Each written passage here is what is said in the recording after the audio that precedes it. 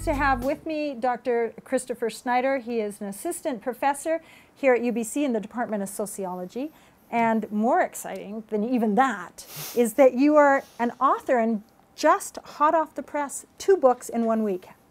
There they are. Right? That is correct. 2 books in 1 week, yes. So tell me, maybe one at a time, about these books. Well, the book that you're holding on top there is called Qualitative Media Analysis, and this is a second edition of a previous book, also called Qualitative Media Analysis, and essentially what it does is provide a sort of framework for how to study media. And this is something I've been looking at in my own kind of intellectual work, is the role, the dominant role of media as an institution in our everyday lives. Indeed, media is one of the very last things that we all have in common with one another. In that, for instance, you and I can have a sustained conversation right now about what it is we think about Afghanistan, the Vancouver riots in 2011, a number of issues. But the odds are good. I mean, neither one of us has been to Afghanistan, or perhaps neither one of us was in Vancouver during the riots. I wasn't. I wasn't either. So how is it we even know what we're talking about and where do these ideas come from? Very importantly in the research literature, it's not that media affects or determines the way we think. It rather influences, right? So now some might argue that. Some might actually say it does influence. Oh no, it absolutely influences. It even tells us what the truth is. Well, this has been widely dismissed in the academic research literature, primarily with the work of a very prominent late criminologist, Richard Erickson. And he comes up with 2 different ideas of way of exploring or understanding the role of media. One's called the effects-based approach. The other's called the institutional model or institutional-based approach. The effects-based approach is the idea that the media are like a hypodermic needle, and they just inject content into our mind, and then we just passively accept it. This is highly problematic and been widely dismissed. However, this is something that media today very much attached to.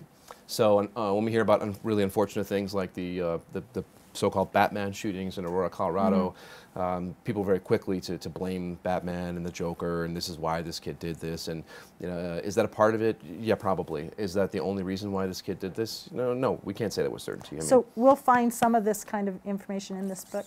Not about Aurora, Colorado, but we will be, there's a whole chapter in there actually on developments in social media, particularly the role of Facebook in the 2000 Vancouver That's right. Riots, yeah. Because they were actually able to charge people because of some of the information that was on Facebook. Is that right? Did I get that right? That's an important thing to consider, and something we explore is that things that people post on Facebook or do and say online, these are a part of the puzzle that police and other authorities can draw from to kind of make a larger case against somebody. But just because there's what appears to be an incriminating post online, I broke into the bay and stole something or whatever it may or may not be, we need to establish, or the authorities, the RCMP and the Vancouver Police Department, that that person actually exists in real life.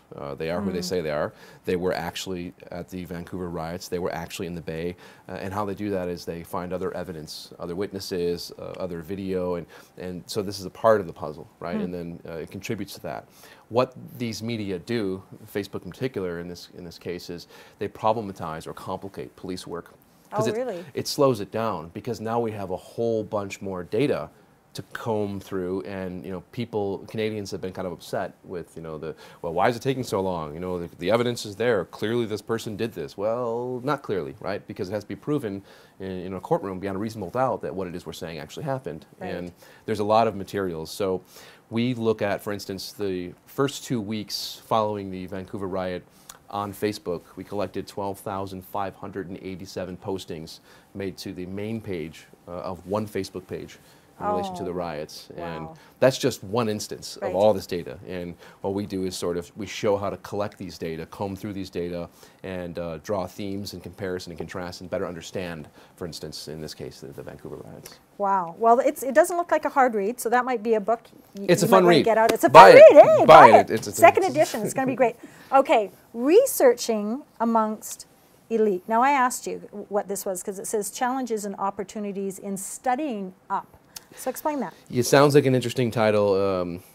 Basically, when you look at the discipline of sociology and sociologists, they tend to, what has been referred to, look down, meaning that they study marginalized populations. So, for instance, poor people. If you want to go out and talk to a poor person or a homeless person, you might say, I'll buy you a sandwich if you have a chat with me, or something like that. Basically, access is very easy. But there's only a part of the population, downward.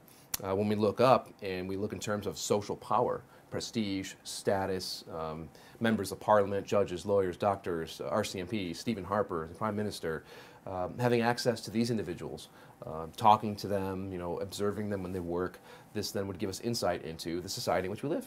The problem is we don't have access. I can't just walk into Stephen Harper's office and say, hey, Mr. Harper, can we have a chat over a burger? I can't have that. So this book basically troubles that and explores some ways, different chapters of how we can have access to look upward in order to better understand the society in which we live. And it's a very interesting read. The trouble when you've only got 6 minutes to throw an interview together like this is you get somebody like you who's just dynamic and has really interesting information. So maybe what we should tell people is read the books. We'll try to get Dr. Schneider on the show again. And certainly I know you're available and approachable, and you're a great person to access information from. So where would one buy these? You can find them both on Amazon.com. And I hope when people, if they buy them and read them, that it doesn't put them to sleep at night. I'm sure it won't do that to me. Let's hope not. Hey, thanks for coming. Thank you so much for having me. See you next time.